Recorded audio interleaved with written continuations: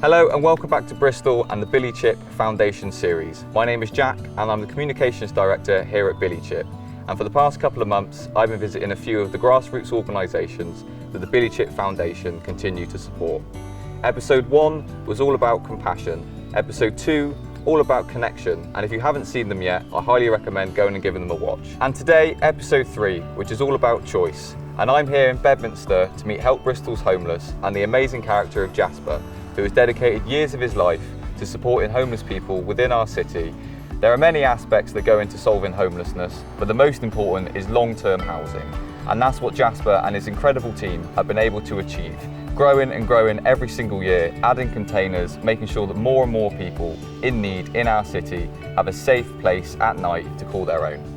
So join me today as I take a look around Help Bristol's Homeless, meeting the incredible characters that live here, and of course Jasper, learning more about his story and how this amazing project came to be.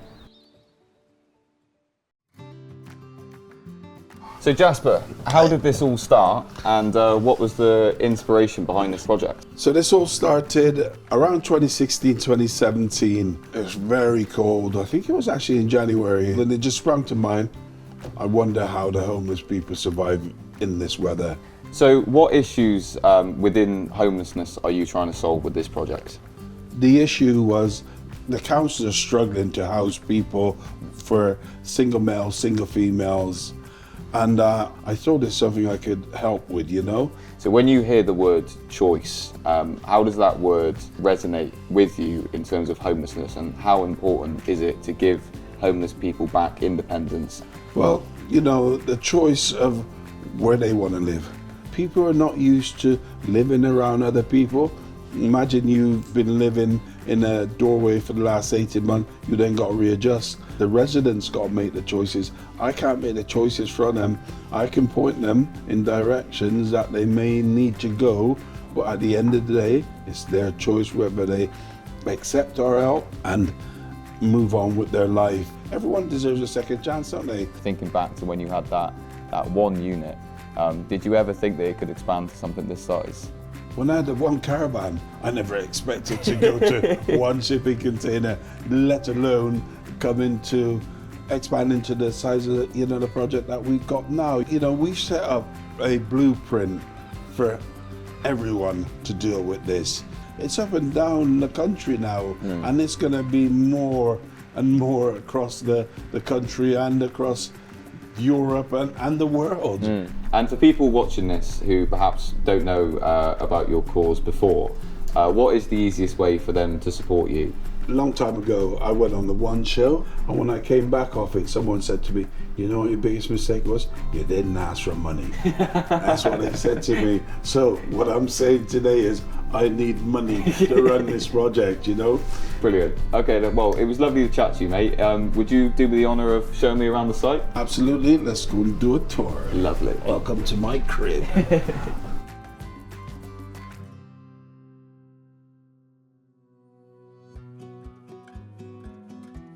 So it's incredible walking around the site, and you sort of head down these little corridors and then you pop out to a really nice sort of social space. What's the community like here between the residents? It seems like you all have a really great time. Yeah, you know, we used to have a lot of barbecues in this area, but now it's become a oasis, I've been told, an oasis.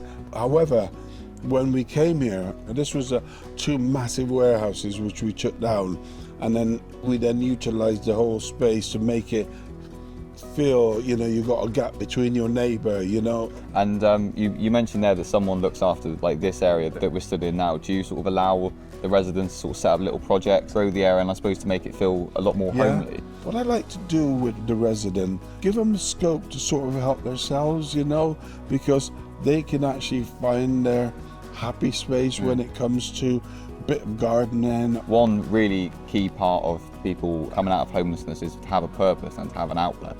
It's like I suppose like a holistic approach that I think is often sort of lacked in the traditional outreach support for people coming off of the streets. One of our mottos is a hand up, not a hand out. So if they're living in one of these units, they need to keep it clean and fresh, so that when they move out and the next person, they're helping them up, you know. Yeah.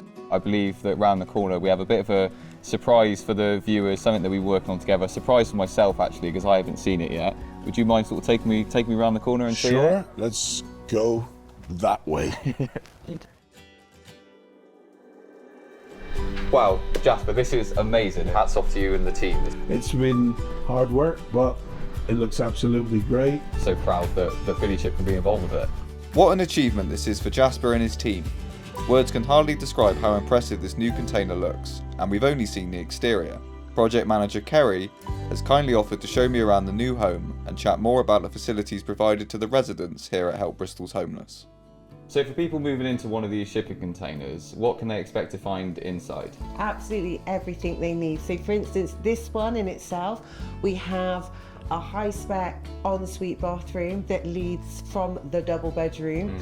And then within this area, they've got all the amenities they need. They have a fridge, a freezer, they have cooking facilities, oven, toaster, kettle, and then within their living area itself, they have a sofa, a TV mounted on the wall, fully finished. Amazing. And what other amenities do you provide here for your residents at Help Bristol's Homeless? We offer a fantastic wellbeing support programme which is held on site, and that consists of a qualified counsellor. We have DWP secondment once a week, and that looks after all the residents' benefits and claims they've got going on. We have money matters, wellbeing consultants, registered nurses, dental services, hairdressers, holistic massage, career mentoring, career pathways. So there's this whole huge programme that we have in place to support residents from the time they join to the time they leave. So if you could tell me a little bit about the referral process. So how does someone who is in need, find themselves staying here with you guys? We have dealings with a lot of organisations. That can be probation, that can be Bristol City Council. We have referrals that come through on an application process. That goes off to our safeguarding team. They have a look through, review it, and as long as they're happy, we then invite those clients in for an assessment, and the rest is history. Well, thank you so much for showing me around, and yeah, it's just truly inspiring to see, from an amazing idea that Jasper's had for it to grow to this, for you to support so many people. It's an absolute honour for BillyChip to support your cause. So thank you so much for having us down. No, thank you. Yeah, and please keep doing the amazing work that you're doing. For someone transitioning from homelessness into this community, the facilities provided by Help Bristol's Homeless must be a huge leg up, offering not just shelter, but a real sense of stability. I want to hear directly from a resident about their experience joining the project, what it means for them, and how their life has changed since.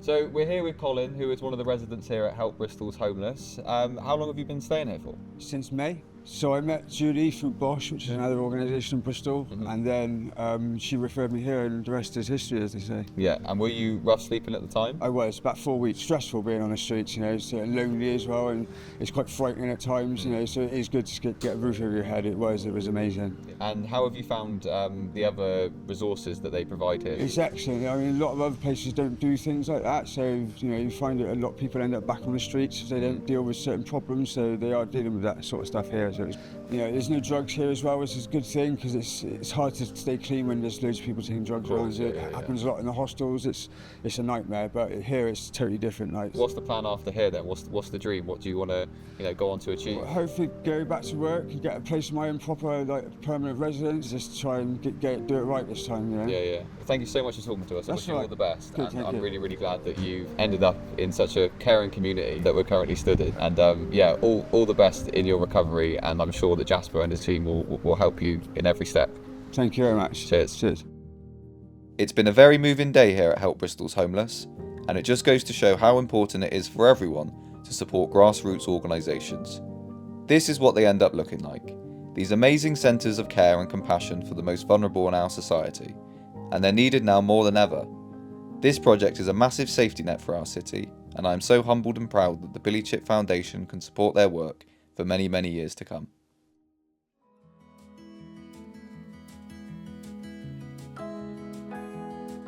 What an amazing way to round off the BillyChip Foundation Series, coming down here, meeting Kerry and Jasper, and seeing firsthand the incredible work that Help Bristol's Homeless do.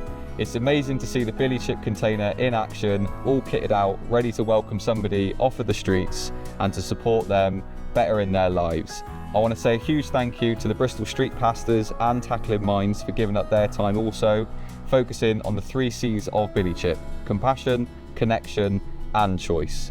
And just a reminder, every time you buy BillyChip for £2, not only are you providing food and drink to somebody who's homeless, but you're also donating to grassroots causes such as the ones we featured in this series.